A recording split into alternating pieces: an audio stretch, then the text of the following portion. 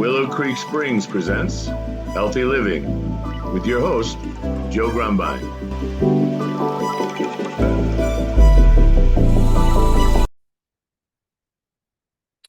Well, hello again, and welcome to the Healthy Living Podcast brought to you by Willow Creek Springs.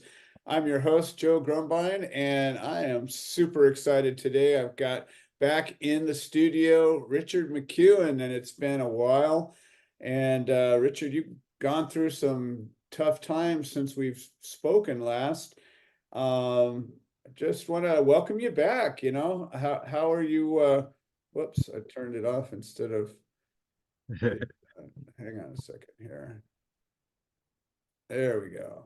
All right. Now you get to see the little bit messy office I'm in right now, but that's all right. That's reality.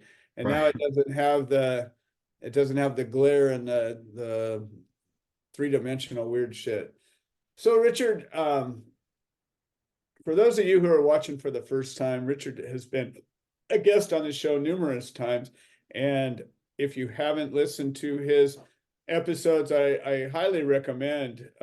Richard has got a wealth of experience. He's a military veteran. He's a law enforcement veteran, recovered from some horrible injuries. He's gone through a lot of stuff in his life, and he created a program that he calls the Biohack 40 system. And I will let you get into that, but it's been a game changer for me. I went through one episode of it, and it required me to do 1,000 push-ups in a day. And if you can imagine, that did not happen overnight. It happened over the course of a few months, and a lot of, I don't know, really, it was diligence and just keeping at it and improving every day. And eventually I hit that mark, and it was a life changer for me. Richard, since your last recorded episode, I think we did one episode since your mom passed right afterward, but you moved when we first started recording. I think you were still in California. Yeah. And since that time, you've had a lot of things happen to you, and I put quotes on that because life is always happening to us. And you made some decisions that were pretty life-changing decisions. You picked up and moved 3,000 miles away, and you went and moved in with your mom and stayed with her. And she was 83 years old and not in the best of health. And so you were actually fortunate to be able to, spend the last months of her life helping her. And why don't you take it from there? Yeah, it's it was definitely something that has changed me forever, I would say, and I mean, anyone's going to go through it. It's a part of life.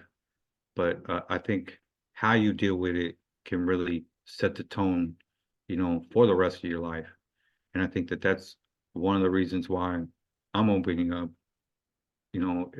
under my experience of dealing with, the grief and the anger and, guilt and depression and everything that comes along with, losing, somebody you love,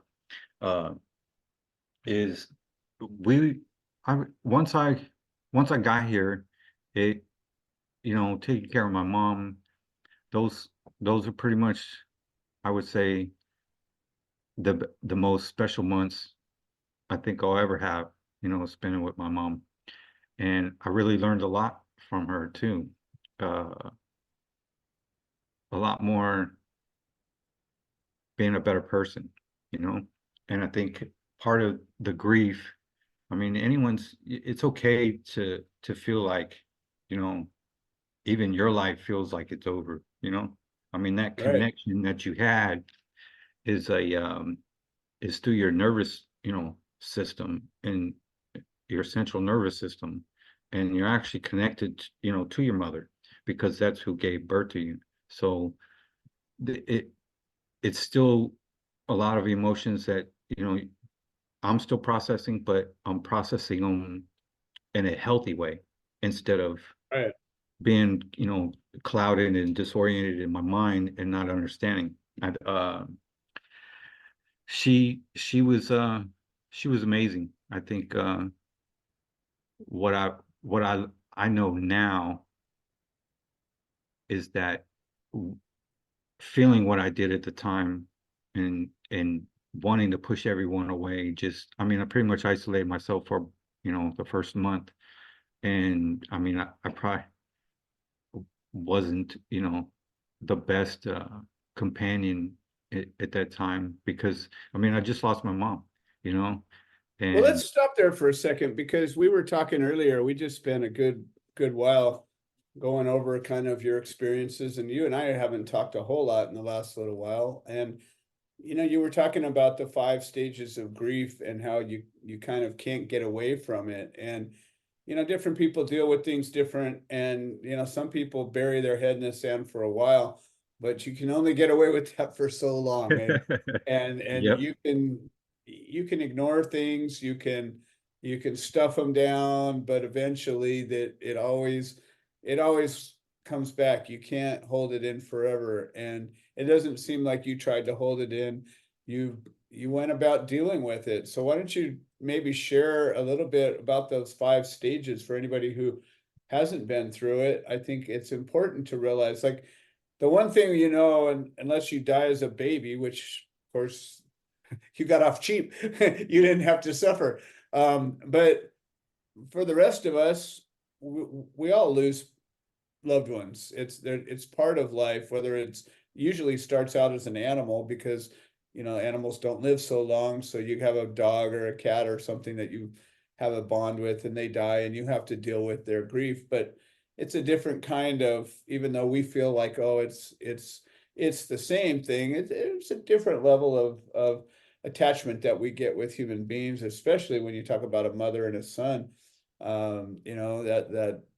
That mother that brought you into this world, and Put if up you with me. if you come from an old school mom, she'll tell you all about it. I brought you in, I'll take you ass back out. Yep. But like when she passed, till now, I feel, because I did understand a lot of that, she's not dead, I would say. Right. She's still alive, she's moved on, and Mhm. she's, in a better place. And now it's my time, Right. now the focus is just on me. Mhm. It's my journey, like to join, that way, and so that I can return to God as well. Sure. And understanding the different types of grief is pretty much, what's going to trap you, or set you free. Mhm. And I mean, when it first happened, I was pretty much anticipating things, trying to look at it in that sense of uh just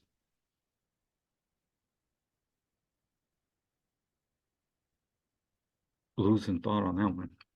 It, All it was right. just like A lot going on. you're wanting to try to change the outcome, that it's not real. Mhm. And once I started doing that, it was like I started spiraling out of control, and the thoughts kept getting more deeper and deeper, and I just was like, no, I something, I need to back away Well, and isn't take a breath. acceptance usually the final stage? Yeah, you can, yeah, but the So anticipation it you got to is go through all those other things before you right. can And then truly all I'm accept doing it. is prolonging, what I'm feeling.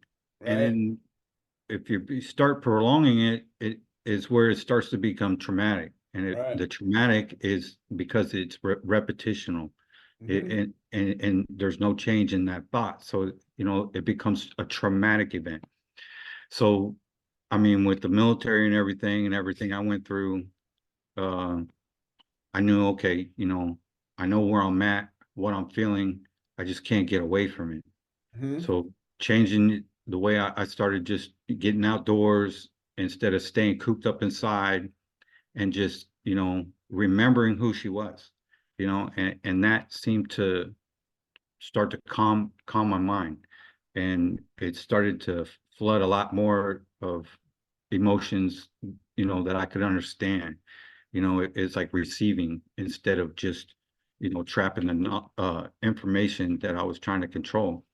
Well, And being outside, I think, is got a healing value. You and I have talked about therapeutic horticulture, and our work with Gardens of Hope is all about that, bringing people outside. But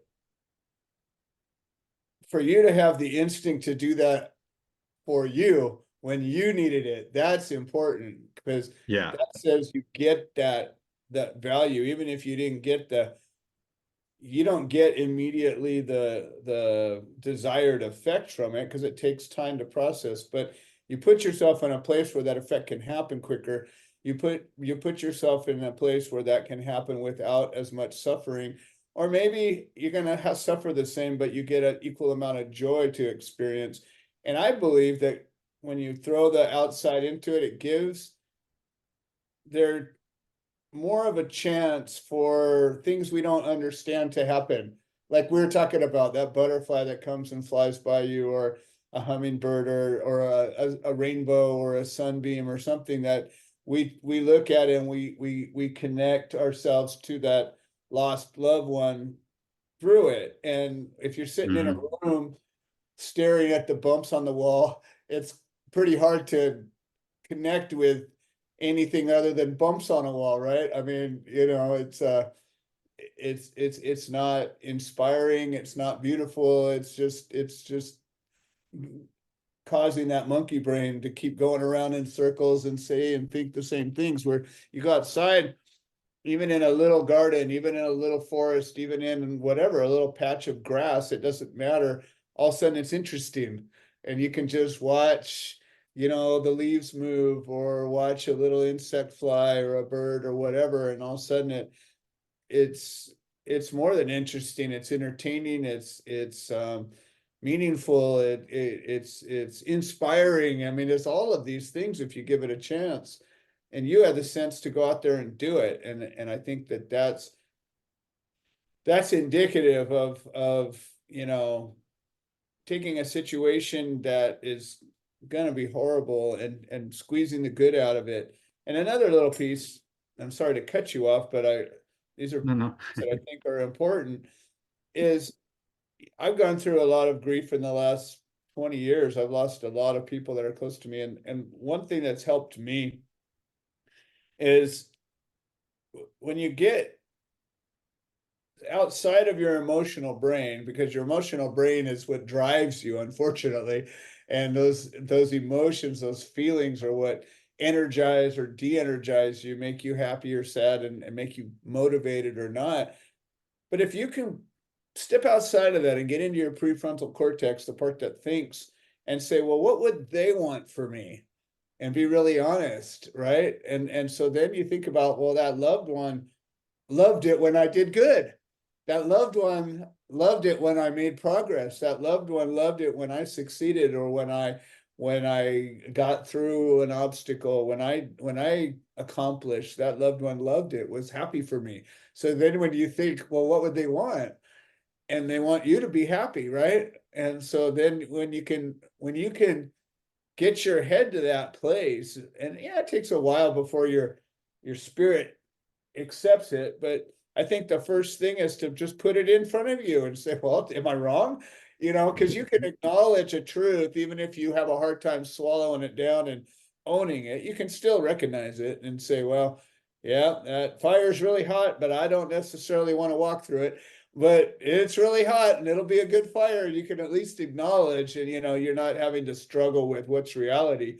And I think when you can take that little pill down and say, well, mom that I was talking to a week ago and spending and sharing my real energy with is the same mom today, only she just isn't in the same body, but she's still there. The energy from words that we say are forever. That sound goes out into space and keeps going. It never stops. It just keeps on going. So our whole existence is forever. So there's no reason to think anything other than that. Yeah. And I think one of the things that started to help me accept, what I needed to accept um, was I started thinking of her and like, well, what would she do if she felt like this? And it just popped in my mind. Before she did pass, she had did a session, with one of our family members, and it was very spiritual. And she said that she had let go of some things and forgave, certain people. Good. And I started thinking, I was like, man, I go, that's pretty powerful, like Yeah. to be able to just, like this isn't going to control me anymore. And I Yep. think with, you know, the stages of where she was at, it was kind of like being told, and it just it resonated with me. So I started, applying it. Well, how can I apply that to myself? You know, and kind of just being like nicer to people, Yeah. There you go. and if somebody, like road rage or whatever, and that person just trying to make you pop off. Yeah. And Exactly. I It just, seems that way, right? It I'll seems like wave at them and just tell yeah. them, I forgive you. I forgive you. Yeah. Like, it's okay. It's all right. You smacked me, it's okay.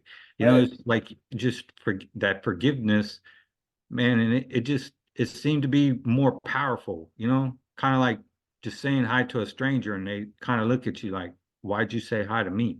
You know, Well, the they're thing that's left cool with about that good forgiveness feeling. is forgiveness, it seems like it's for the person you're forgiving, but the truth is it's for you. And It's, when yeah, in the Bible, because you're the one holding on to it. exactly. It talks about forgiveness all over the place. And the key is, like you said, you're holding on to something that's toxic. It's like holding on to acid in your hands. As long as you hold it, it just keeps eating you away. And the second you forgive, you get to let that go and it does stops hurting you. And you get to start Yeah. healing again. And it's almost instantaneous. It helped like let go of the pain, Yes. that pain was keeping me, you know, depressed and everything. Once I Right. just forgave myself for, feeling that way, I started forgiving others and, like changed changed my whole outlook, makes me a better person. And then I started thinking even more like, well, because of her, I'm now a better person, Right. and she's teaching me that from beyond. Yeah. So that just shows you that, she didn't go anywhere. Exactly. She just, somewhere we can't see, our loved ones, we can't see them, but they are there, Mhm. and that's true statement. And I think once you can get with your comfortable in your own skin, dealing with those types of emotions, and problems that, it's pretty much everyone goes through it. There isn't one single person that's not going to have these emotions or have this conversation. So I think The these thing types of too is conversations help, people, open up a lot more. And I think that that's the power in the message is absolutely. opening up about, experiences. And I was never that type of person before. I was always real private. You can kiss my ass, Well, as unless men, you know me. that's kind of how a lot of us were just raised, right? You just Yeah, deal with it, man up, right? right. Don't be a wuss. Don't need to go talk about your feelings, man up and get through it. And the reality is we're humans, Yeah. and emotions and suffering is all part of life. And when you just man up, I think you miss out on a lot of the healing. Like you can shove it down, you can be strong, and you can just but eventually it gives you an ulcer. Eventually it Sooner or causes later, you're gonna you have to to deal blow with up it. in anger or something, right? I mean, you always you can't keep it down forever. It wants to come out. And Yeah. so what you're doing is you're actually being a man by now digging back in there and pulling it out, looking at it, going, okay, motherfucker, I know that this hurts and sucks, but we're going to sit there and have a conversation until we can figure out how to either get along or how to move you out of my world. And I think that as much as it seems from the outside as, oh, you're squishing around in your feelings, it's like, well, I'm sorry, as inconvenient as they might be, they are huge influences in our lives, and there's no way to get away and keep your humanity. I think that, all those feelings are what actually makes us human. Yep. Instead of just some machine or an animal. Yeah. And I think that's a lot of like, like podcasts we should cover on is like Yeah, shedding the ego.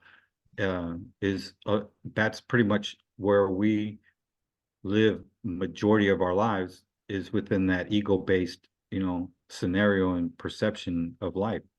exactly. And once you can let go of that, I think it opens up your soul, not yourself, to where you have a better connection with who you are really designed, with and to be. And I think understanding that just because I feel depressed because, this happened to me, doesn't mean I'm depressed, Exactly.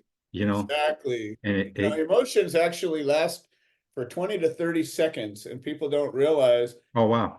And it literally, that's what it's a chemical response in your brain that makes you feel this thing for 20 to 30 seconds. It doesn't last any longer. But what makes it last longer is when you take it and recycle it, and then you dwell on it, and then you get more of it, and then you take it and recycle it again, and we just keep recycling it endlessly, and it never stops. In fact, it starts taking off like a forest fire, and we find ourselves either anxious or in depression. But the truth is if you can isolate it and deal with it and say, okay, wow, that hurts. I'm feeling a lot of pain right now, and let's just feel it. And you'll figure out 20, 30 seconds later, you might have and that's the blessing of tears. I've learned the older I get, I cry like a baby sometimes, and I'm like, what the hell is that about? Like, I don't actually, like, I'm not even sad, but tears will come out, and I'll like, huh. And then I realize, oh, that's my body helping me, because Yeah, when tears it's fall your out of your body eyes, letting go of something that it was holding on to. And yes, sometimes that can be like, when you sit in church yeah, and the minister is just preaching, and you swear to God, like you feel like you're just scritching down in the chair because that whole conversation is directed to you. how And it just did he gets you know? How did he emotional. know? Yeah, yeah, and you start tearing up. Uh-huh, You're not actually sad. It's right, whatever that vibration is resonating with that feeling, and exactly, your body's getting rid of it. So it's exactly. not, tears No, are actually not because you're sad. Well, sometimes they they are, can but be, but they're not exclusively that at all. In right. fact, I It love my tears. Yeah, it's pretty much cleansing, You part of always feel better healing. after your tears come out of your eyes. Like, there's no way, like, you feel worse for a second because you're just dealing with that. But then the second you go, oh, and you're like, wow, I feel better. Like, I feel like I pulled a splinter out of my arm, or, I just got done sweating and just took a shower after sweat hard or whatever. It Yeah. feels good. That I'll tell you what, I'll share this because I can now. Is it was after, everything was done and came home. It was like I instantly just started bawling my eyes out. Mhm. And it was like I was crying so hard, like my muscles and stuff were contracted so much, like it was like I was gonna pass out. Right. And then anger came in, and I just like wanted to tear the entire house apart. Yeah. And then I just sat down and I said, "You're okay." Yeah. I Then the said, then the then the adult stepped in and says, okay, Richard, "Yeah." I said, "I you had your swear to you." little I said, tantrum. "You're okay." And Yeah. I said, "You're gonna be okay." Yeah. And it was like an exhale. And I Yeah. swear I felt like I kind of giggled, like, what the hell were you just like freaking out about? Right. And yeah, that was powerful. Yeah. That was, No, you're spot on. I mean, and to be able to share that, I think, is also powerful, because like I said, a lot of times when we feel these things happening, we want to push them back. We want to choke them away and just go, no, no, no, no, I don't have time for that right now. I don't, and the truth is it'll wait for you forever until you finally do have time for it. And Right. it'll probably wait until a very inconvenient time when you didn't expect it, and then you lose control and then you have regrets, so it happened to you in a very um positive way because you were by yourself in a place that you didn't cause any damage. You didn't say anything to somebody that now you have to go back and try to undo. You didn't have any of that. You had the blessing of being able to experience it all, in the privacy of your own space. And I think that was um, that was a real value. I think you got to get the value of it without having to suffer the consequences that sometimes happen when we get emotional around other people. Yeah, and I think like these are good conversations because like this could help somebody else understand something on a different perspective.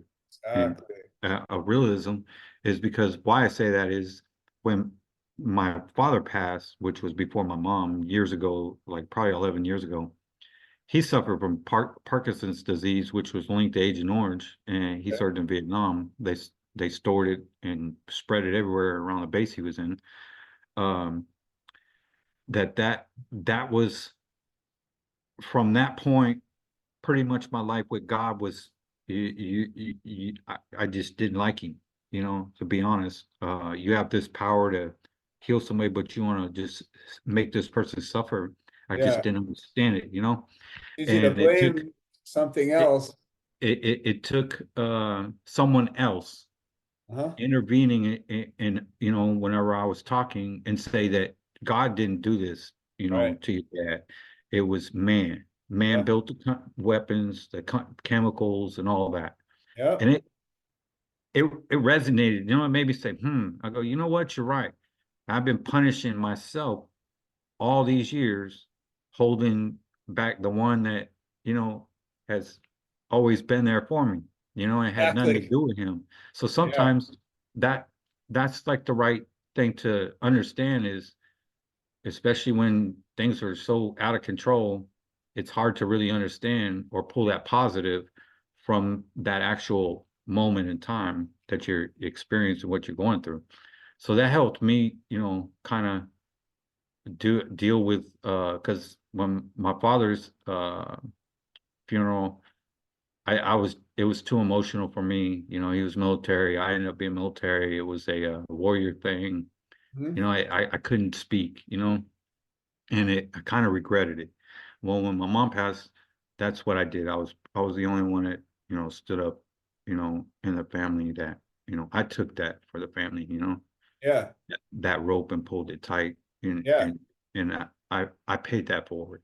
Yeah. So that kind of just made me. It was because of other people helping me understand things when I needed to understand them. So I Right. think these types of conversations are beneficial, not just for you and me, but for somebody else that needs to hear, you know, like this type of interaction about real thoughts and emotions, that we Exactly. experience on a day-to-day basis. So we're Well, all that's what human. this is all about. It's just sharing a little slice of our reality. And there's 2 points to it. One is talking about something that is important, is good for you, and it's good for me because, we were talking earlier about tears and how important they are and how healing they are and how valuable they can be if you give them the power to do what they're here to do. Well, the same thing with talking about it, there's a cathartic expression where you feel like the pressure gets relieved. Like we carry this stuff around and it's like, we're this pressure cooker that just keeps building and building and building. And if we don't let it out, Hmm. you're the only one that feels it. We were talking about forgiveness and how it helps the person doing the forgiving, well, a whole lot more than the person being forgiven. A lot of times the person being forgiven never even knows it, but the person who did the forgiveness is the one that gets that benefit. And there's a lot of life lessons to come out of that. And a lot of times even thinking about forgiving yourself, like when we lose a loved one, one of the tendencies people have is to start having regrets and think about, beating themselves up. Oh, I wish I would have, if I had only. And you think to yourself, well, what good's that going to do? Right? There's no good can come of that. Like I could sit there and think about anything negative that I can't do anything about anymore. And all that's going to do is upset me. It's not going to help me or anybody else. And it's a trap. It's a trap that a lot of times we get caught up into. It's easy to be negative. Everything negative is just so easy to complain. It's easy to be sarcastic and bitch and all of that. That's easiest thing in the world. The hard thing is to say I love you when you don't feel so good about it. The hard thing to do is to say you're going to be all right when it doesn't feel like it's going to be all right. The hard thing is to say, I forgive you. You're doing the best you can. We're all human. There's nothing perfect in this world, in our bodies as it is. There's no way to be perfect. So all we can do is try. And when you look on your life and you say, well, I can either be regretful, I wish I would have spent more time, or you can look at that good side and say, well, I'm sure glad I did spend some time. The blessing is you got 2 months to spend with her. And I got to spend the last hour or two, I think it was probably about 2 hours that my dad was alive. I got to spend that last 2 hours with him. And he passed away when I was in the room when he took his last breath. And we knew it was going to happen, and we gathered around him. But why did we do that? He was unconscious, at the time. It was for us to be able to be there and share that time with him, and to know that, probably he got some good out of it, whether he consciously got it or not. Somehow it made it easier for him to let go. My grandmother, when she passed, I was holding her hand and stroking her head when she took her last breath. And that was beautiful, and it was sad, and I'll still get all teared up when I think about it, but it was beautiful. It was, I'm so grateful that I got to be able to spend some of that time. And that was the gift that you got, is you got stuck in a spot where all of a sudden you had to move out of your house. And you'd been in that house for years. And it was, I remember when it happened, and we went from just starting to work together to, oh shit, I got to move. I'm like, what the hell? Yeah, And 911. yeah. And it wasn't like I've got 3 months to do it. You had like 4 days to do it. And you literally packed your stuff up. We'll cover that on another podcast. Yeah. Because that's where I ended up telling you that I just because I knew the devil exists, I stopped trying to prove it. Yeah. That's where that thought came from, was dealing, because what happened at that time had something to do with me, but it wasn't about me.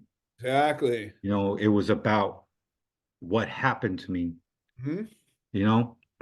And that's another conversation, because Sure. man, we got a lot to talk about, Joe. Yes, we do. Yes, we do. know? Well, I'm really glad that you've agreed to come back in here, and we're going to have regular conversations. And we're kind of at the end of our allotted time here, but I want listeners to realize that this is a show that's about the experience. It's about, sometimes it's about experts coming and telling us what they've learned. Sometimes it's about us regular people sharing experiences as we're going through them. And the purpose of it is for you as listeners to identify maybe with something that we're talking about, or realize that it's okay to come and talk about it. Maybe you want to come on this show and be a guest. Get a hold of me. It's super easy. This is really, I believe this is a divine expression. This show came to me as an idea that says we can help a lot of people. We can create a community of like-minded people that want to help and raise each other up. And it doesn't matter where they live. They could be anywhere in the world, and we can be a part of this community. So that's what I'm encouraging you. If you've listened to this episode, take some time, explore some of the others. There's a lot of people that have come in, and maybe consider coming in, and let's let's have a conversation. Anything that has to do with healthy living, the trials, tribulations, the journey that we are all on in this life, and how we're working through and getting better. And that's what this is all about. Richard, I'm so grateful that you came here, and you're now in Georgia, and you offer a wealth of tools to help people, from your Biohack 40 program to your knowledge of herbs and health practices that you're doing, and products and all of these things. How does somebody get a hold of you if they want to reach you? Yeah, I wish I had CBD or Yellow Footprint Fitness. You can drop me an email. It's rmccuen.lifefitness@gmail.com.